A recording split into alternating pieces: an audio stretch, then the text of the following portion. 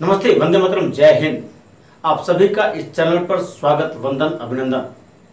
स्वास्थ्य लाभ करके आपके बीच में फिर से एक बार धमाकेदार माननीय उच्चतम न्यायालय द्वारा दिए गए निर्णय के साथ हाजिर हूं। बात को आगे बढ़ाऊं इसके पहले निवेदन जरूर रहेगा कि अगर अभी तक आपने चैनल को सब्सक्राइब नहीं किया है तो कृपया नोटिफिकेशन के साथ चैनल को सब्सक्राइब करें, सो दैट कि आपको आने वाली वीडियोज की इंफॉर्मेशन मिलती रहे। बात पे आता हूं। आपको याद होगा हमने अभी कुछ दिन पहले एक वीडियो अपलोड किया था जिसमें और यह चर्चा किया था कि अगर एक्ट में कोई प्रोविजन है और उसका इंप्लीमेंटेशन मान लीजिए रूल्स के द्वारा, रेगुलेशंस के द्वारा सरकारों ने नहीं किया है तो भी दिव्यांगजन को उनके अधिकारों से अधिनियम में वर्णित व्यवस्था के अनुसार वंचित नहीं किया जा सकता है। यानी अधिनियम में अगर कोई प्रावधान है तो दिव्यांगजन को उसका लाभ मिलना ही मिलना है, भले ही एग्जीक्यूटिव ने कोई रूल्स फ्रेम किए हों या ना किए हों। इसी बात की चर्चा हमने आपसे किया था। दिव्यांगजनों को नौकरियों में आरक्षण की बात को लेकर, खासतौर से प्रमोशन के विषय पर, पदोन्नति के विषय पर। एक मामले नहीं है, पूरे भारत में बहुत सारे ऐसे मामले हैं और मैं धन्यवाद दूंगा माननीय उच्चतम न्यायालय की उस बेंच को जिसने मामले को निस्तारित करते हुए एक लाइन लेंथ सेट कर दी और डायरेक्शन भी दे दिया कि you have to comply and implement the provision of the enactment. लिजम्मा का केस भी कुछ ऐसा ही था।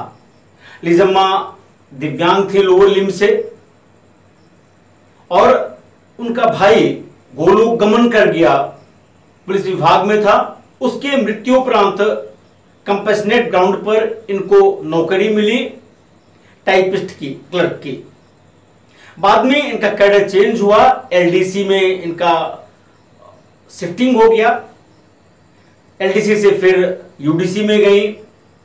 इस तरह से इनको एक आध दो प्रमोशन जो मिले थे वो मिले, लेकिन ये सारे प्रमोशन जो मिले, जो विभाग की परीक्षाएं होती हैं, जो उत्तीर्ण होते हैं उसके अनुसार मिली, लेकिन दिव्यांगजन का जो आरक्षण होता है उसका लाभ इनको नहीं दिया गया। आपको याद होगा 1995 का अधिनियम जब आया था तो उसमें भी 3% के आरक्षण की व्यवस्था दिव्यांगजन के लिए थी, धारा 32 और धारा 33 के अनुसार, पोस्ट को आइडेंटिफाई करने के पश्चात। और इसी के साथ साथ 1995 का जो अधिनियम था उसकी धारा 47 में यह भी था दिव्यांगजन को प्रमोशन में उनकी दिव्यांगता के आधार पर वंचित नहीं किया जाएगा। यानी इंप्लाइडली यह बात वहां कही गई थी कि आरक्षण प्रमोशन में भी रहेगा। अब चूंकि वह जो अधिनियम आया था बीजिंग में जो कन्वेंशन हुआ था उसके आधार पर आया था, बाद में यूएनसीआरपीडी आया और उसके लाइट में आरपीडब्ल्यूडी एक्ट 2016 आया। यानी 1995 के एक्ट को आरपीडब्ल्यूडी एक्ट 2016 ने रिप्लेस कर दिया। पहले भी हमने चर्चा किया है कि जो वह 1995 का अधिनियम था वह राइट बेस्ड नहीं था, जबकि आरपीडब्ल्यूडी एक्ट 2016 राइट बेस्ड है। आप ये भी देखेंगे वहां पर 3% का आरक्षण था, लेकिन आरपीडब्ल्यूडी एक्ट में नौकरियों में 4% का आरक्षण है। जब धारा 34 को पढ़ते हैं तो उसमें प्रोविजो क्लाज है जो प्रमोशन की बात को आगे बढ़ाता है। ये जो केरला का मामला आया लिजम्मा का, इन्होंने जब क्लेम किया 1995 के अधिनियम के अधीन, चूंकि मामला उस समय का है, तो विभाग ने मना कर दिया। क्षुब्ध होकर के ट्रिब्यूनल में गई, ट्रिब्यूनल ने भी इनकी बात को नहीं सुना और यह कहा कि साहब केरल में इस तरह से सरकार ने कोई नियम नहीं बनाए हैं कि दिव्यांगजन को प्रमोशन में आरक्षण दिया जाए।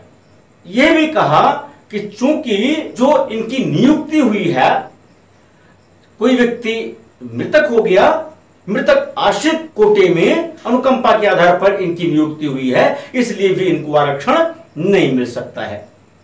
इन्हीं सब बातों को लेते हुए जब ट्रिब्यूनल ने खारिज कर दिया इनका मामला, तो लिजम्मा केरला हाई कोर्ट पहुंच गई। केरला हाई कोर्ट ने ना केवल ट्रिब्यूनल के ऑर्डर को क्वेश किया, बल्कि यूं कह सकते हैं कि जो ट्रिब्यूनल ने सेक्शन 47 पीडब्ल्यूडी एक्ट 1995 का था उसको इग्नोर किया था, उसको भी पढ़ा। और साथ में जो रिसेंट जजमेंट थे, राजीव गुप्ता वाला केस था, उसको लेते हुए उन्होंने कहा नहीं, प्रमोशन में आरक्षण लिजम्मा को मिलना चाहिए। यद्यपि वो रिटायर्ड हैं, नौकरी से अब नहीं है वो, लेकिन उनको जो कॉन्सिक्वेंशियल फाइनेंशियल बेनिफिट्स हैं वो दिए जाएंगे। भाई सरकार है, सोवरीन है, केरला सरकार कैसे बर्दाश्त करती है इस बात को। इसलिए सीधे सुप्रीम कोर्ट ने उन्होंने अपील किया हाई कोर्ट के ऑर्डर के अगेंस्ट। क्योंकि केरला स्टेट का यह वर्जन था कि इनकी नियुक्ति मृतक आश्रित में हुई है, इसलिए इनको कंपेंसेटेड ग्राउंड पर नियुक्ति होने के कारण प्रमोशन में आरक्षण नहीं दिया जा सकता। माननीय उच्चतम न्यायालय ने यह कहा कि जब व्यक्ति नौकरी में आ गया, दिव्यांग कोटे में है वो, तो कंसीडर किया जाएगा। वो यह इमैटेरियल है कि किस तरह से उसकी नियुक्ति हुई है, डायरेक्ट रिक्रूटमेंट हुआ है या किसी अन्य तरह से। यहां मोड ऑफ रिक्रूटमेंट मायने नहीं रखता है। मायने रखता है तो सिर्फ यह मायने रखता है कि दिव्यांगजन को प्रमोशन में आरक्षण मिलेगा कि नहीं। क्योंकि जो उनकी नियुक्ति हुई है, अगर मोड ऑफ रिक्रूटमेंट को हम देखें तो उसके आधार पर इनकी दिव्यांगता खत्म नहीं हो जाती है, दिव्यांगता तो बरकरार रहेगी ना, इसलिए आरक्षण की हकदार है। दूसरी बात, एमक्यू स्कीरी जो थे उन्होंने बहुत अच्छी बात कही थी, अपने सिनॉप्सिस में भी बात कही मिस्टर गौरव जी ने, कि ये जो माइंडसेट है लोगों का, इसको बदलने की जरूरत है।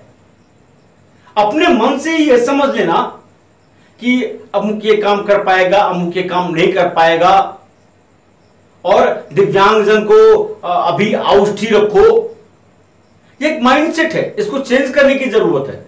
जब एक्ट में इस तरह से प्रावधान आ गया तो एग्जीक्यूटिव या कोई भी हो एबव द लॉ नहीं हो सकता, और इसलिए लॉ के अनुसार उसको प्रमोशन मिलना ही चाहिए। और इसी बात को मैं फिर रिपीट कर रहा हूं, ऑनरेबल जस्टिस डीवाई चंद्रचूड़ जी ने जब विकास के केस को टेकअप किया था तो उसमें इस बात को बड़ी ही सहजता और सरलता के साथ रखा था कि माइंडसेट को चेंज करने की जरूरत है, अवेयरनेस की जरूरत है। आपको यह भी याद होगा, मैंने 2 वीडियोज और डाली थी, मैंने ये कहा था निगेट नहीं कर सकते किसी के राइट को। और इस केस में भी, लिजम्मा के केस में भी माननीय उच्चतम न्यायालय ने यह कहा कि केरल सरकार का जो यह प्ली है कि केरल सरकार में रूल्स में इस तरह से प्रावधान नहीं है कि दिव्यांगजन को आरक्षण का लाभ दिया जाए प्रमोशन में, not maintainable, not sustainable, because this is the fault of the state. Act आ गया, you have to implement it. और माननीय उच्चतम न्यायालय ने तो सीधे बोला कि जब राजीव के केस में हमने डिसीजन दिया है उसका आपने इंप्लीमेंटेशन नहीं किया, और 3 महीने का समय दिया स्टेट ऑफ केरला को कि इंप्लीमेंट करे वो। यहां एक बात बड़ी साफ आ गई, एक तो माइंडसेट, दूसरा अगर रूल्स में नहीं भी है किसी स्टेट के तो भी आरपीडब्ल्यूडी एक्ट पार्लियामेंट का सेंट्रल इनेक्टमेंट है, इसको इंप्लीमेंट करना ही पड़ेगा। स्टेट के जो रूल्स हैं वो इसको ओवरराइड नहीं कर सकते। अगर रूल्स में प्रावधान नहीं है तो भी दिव्यांगजन को उनके अधिकारों से वंचित नहीं किया जा सकता। और तीसरा पॉइंट जो माननीय उच्चतम न्यायालय ने दिया, मोड ऑफ रिक्रूटमेंट कुछ भी हो सकता है। Mode of recruitment person with disability यानी दिव्यांगजन के प्रमोशन के आरक्षण के अधिकार को समाप्त नहीं करता। और इस तरह से एक लैंडमार्क जजमेंट और बहुत सारे मामलों को एक साथ निर्णित करते हुए सबको यह मैसेज दे दिया कि you have to comply it because supreme court is law making authority and honourable supreme court ने जो लॉ बना दिया है you have to follow it. तो मुझे लगता है ये लेटेस्ट अपडेट आपके लिए फायदेमंद रही होगी, क्योंकि जो इसके पहले का हमने आपको अपडेट दिया था वह उत्तराखंड के न्यायालय को लेकर दिया था, सिद्धाराजू के केस को लेकर दिया था और chief commissioner person with disability के लेटेस्ट जजमेंट को लेकर दिया था। लेकिन अब जब सुप्रीम कोर्ट का जजमेंट आ गया है तो सब पर भारी माननीय उच्चतम न्यायालय का निर्णय निश्चित रूप से हमारे दिव्यांगजन को और समाज को ये सोचने को विवश करेगा, जो माइंडसेट है एक उसको भी बदलने का काम करेगा। आज की बात यहीं तक, इस निवेदन के साथ कि अगर अभी तक आपने इस चैनल को सब्सक्राइब नहीं किया तो कृपया सब्सक्राइब भी करें नोटिफिकेशन के साथ, और इस जानकारी को शेयर भी करिए सो दैट कि जितने भी दिव्यांगजन बंधु हैं कहीं भी हैं वो इसका लाभ ले सके, क्योंकि दिव्यांगता की श्रेणी अब 21 हो गई है। बहुत बहुत धन्यवाद। वंदे मातरम। जय हिंद।